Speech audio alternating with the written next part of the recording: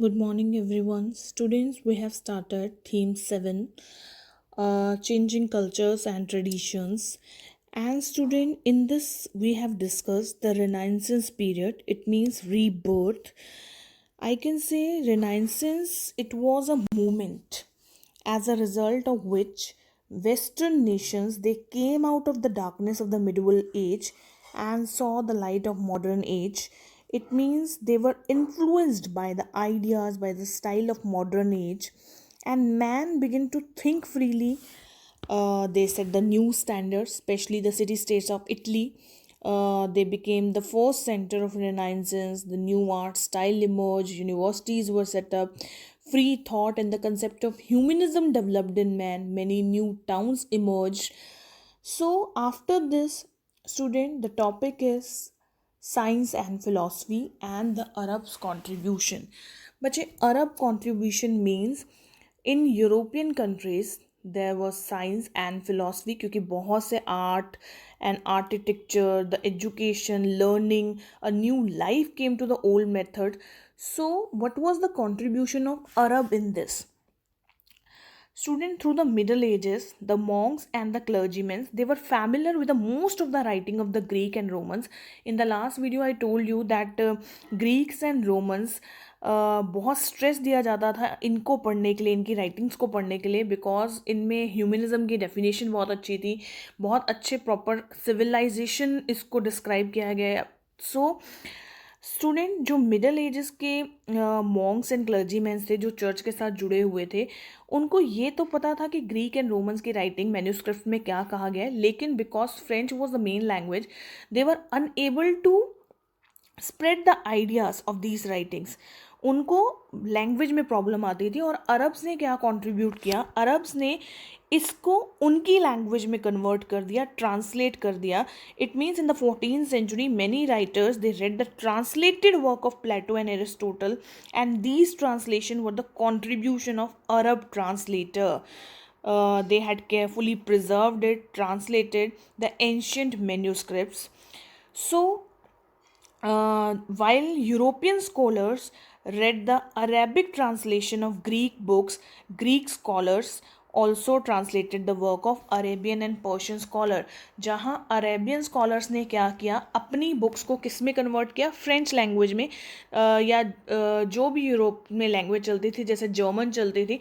तो बच्चे as a result Europeans ने भी क्या किया, यूरोपियन स्कॉलर्स ने उन्होंने जो अरेबिक ट्रांसलेशन थी, अरेबिक मैन्यूस्क्रिप्ट थी, उनको किस में ट्रांसलेट किया, अपनी लैंग्वेज में, ताकि जो यूरोप की कंट्रीज़ हैं वो भी उनकी राइटिंग्स को पढ़ सकें.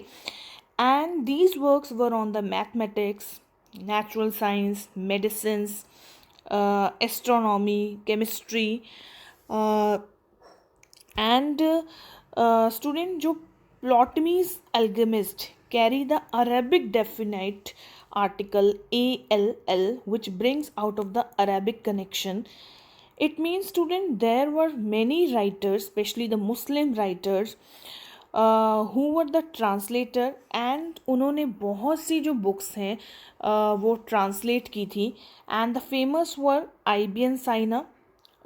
बच्चे, Ibn Sina was an Arab physician and the philosopher of Bukhara in Central Asia.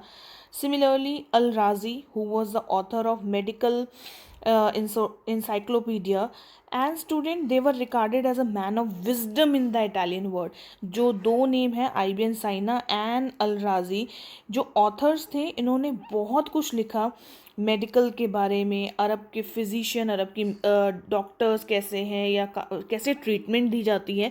तो बच्चे, कहीं ना कहीं आप ये देखो ना, अरब, सऊदी अरेबिया, मक्का, मदीना, यमन, वहाँ की जो राइटिंग्स हैं, वहाँ की जो मैन्यूस्क्रिप्ट्स हैं, वो यूरोपियन कंट्रीज़ में आने लगी, और यूरोपियन कंट्रीज़ की जो राइटिंग्स थी वो कहाँ जाने लगी, अरब में जाने लगी, और बहुत सी नॉलेज बढ़ी. मैं रेनाइंसेंस पीरियड की बात कर रही हूँ, रीबर्थ की, जिसमें मैंने कहा a new life came to the old method and learning. तो यहाँ पे कहीं ना कहीं किसका एक्सचेंज हो रहा है, राइटिंग्स का, मैन्यूस्क्रिप्ट्स का, जिसकी वजह से जो बेनिफिट हुआ वो यूरोपियन कंट्रीज़ को भी है और अरेबिक एरिया को भी. यूरोपियन कंट्रीज़ को सबसे मेन फ़ायदा हुआ कि उनको उनकी नॉलेज बढ़ने लगी, किस चीज़ की नॉलेज, राइटिंग्स की नॉलेज, मैन्यूस्क्रिप्ट्स की नॉलेज, जो क्लर्जी मैंस थे उनको भी पता लगा, अच्छा ग्रीक एंड रोमन्स की जो राइटिंग्स हैं उनमें ये कहा गया है। जैसे एक और एग्जांपल है आपकी बुक में, आइबियन Rushd, who was an Arab philosopher again of Spain, tried to found the solution of the tension between the religious belief and the philosophical knowledge, and Christian thinkers also adopted his method. उन्होंने भी अपना एक book लिखी जिसमें उन्होंने एक solution बताया कि जो religious belief and philosophical knowledge को लेकर इशू है, जो मैंने आपको बोला था एक कॉपरनिकस मूवमेंट आपको बताया था, उसमें उसने उसका सॉल्यूशन निकाला कि यूरोप में इतनी जो क्रिश्चियनिटी फेमस है, लेकिन जो क्रिश्चियन के जो प्रमोटर्स हैं, जो प्रिस्ट हैं, क्लर्जी मैन, उनके बीच में जो टेंशन चल रही है उनकी फ़िलॉसफी को लेकर, तो उसमें उससे रिगार्डिंग सॉल्यूशन दिए गए। So this is the topic, छोटा सा टॉपिक है science philosophy and Arab contribution, लेकिन 1 मार्क्स के अकॉर्डिंग बहुत इंपॉर्टेंट है। Then student, the next topic is artist and realism. सिर्फ स्टूडेंट इस आर्टिस्ट एंड रियलिज्म में जो लास्ट एक पैराग्राफ है वो बहुत ज़्यादा इंपॉर्टेंट है, मैं पढ़ रही हूँ इसे। The artist concern to be accurate was help by the work of scientist, and to study bone structure artist went to the laboratories of medical school. Andres Vesalius, a Belgian and the professor of medicine at the University of Padua, was the first to dissect the human body. This was the beginning of modern psychology. Artist and realism. बच्चे, बहुत सारे artist आए थे जिन्होंने अपनी paintings के माध्यम से, पेंटिंग के थ्रू जो है वहाँ का रिनाइंसेंस रीबर्थ एक्सप्लेन किया था, लेकिन इसमें जो सबसे फेमस हुए थे वो थे एंड्रेस वेसेलियस।